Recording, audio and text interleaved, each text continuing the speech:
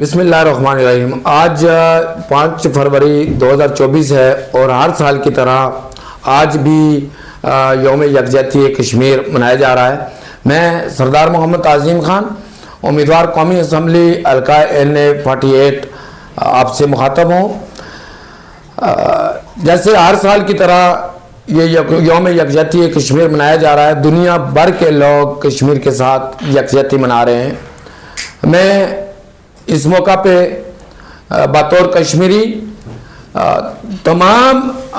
solidarity کرنے والوں کا شکریہ ادا کرتا ہوں، اور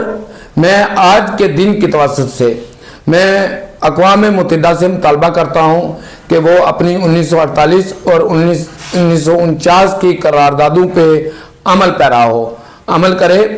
اور میں پاکستان کے اندر 1973 کے آئین میں جو درج ہے کہ کشمیریوں کو حق